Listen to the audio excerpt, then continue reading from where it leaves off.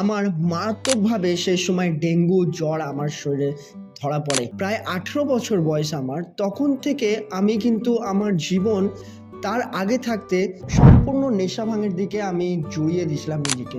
এবং আমার একটাই লক্ষ্য ছিল, আমার একটাই ইচ্ছা ছিল, স্কুল লাইফ যেমনি শেষ হবে আমি আরও নেশার মধ্যে ডুবে যাব।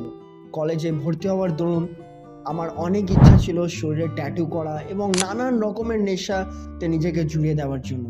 এবং তার সাথে সাথে আমি জন্মগত খ্রিশ্চান, কিন্তু প্রভুর জীবন আমার মধ্যে একদমই ছিল না। 2016-তে এত বড় টার্নিং পয়েন্ট আসে যেটা আমিও কখনো পরিকল্পনা করতে পারিনি।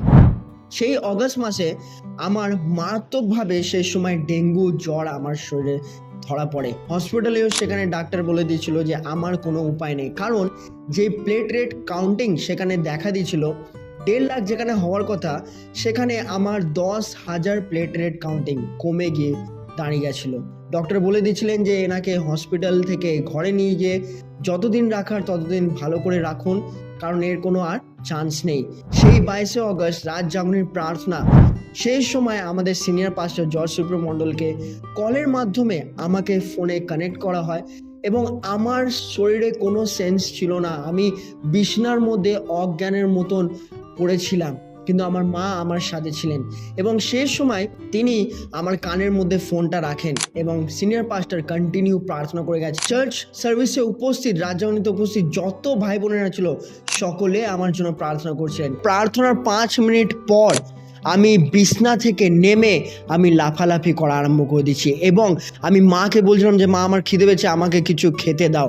আমার মা দেখে ভয় পেয়ে যায় আমাকে, কিন্তু তার সাথে সাথে সেও আনন্দ করছে এবং প্রভুকে কন্টিনিউ ধন্যবাদ দিচ্ছে, কারণ এটা একমাত্র সম্ভব হয়েছে আমার প্রভু যিশুর জন্য।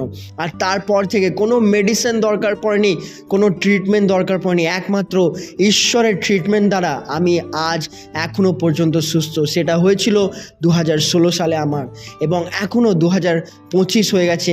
আমি প্রভুর সেবা কার্যের মধ্যে রয়েছি এবং প্রভুর মধ্যে আমি আমোদ প্রমোদ করছি। ঈশ্বরকে ধন্যবাদ দিই, আমার জীবনে যেমনি ঈশ্বর কার্য করেছেন, আপনাদেরও জীবনে আপনার বিশ্বাসের মাধ্যমে ঈশ্বর কার্য করবেন।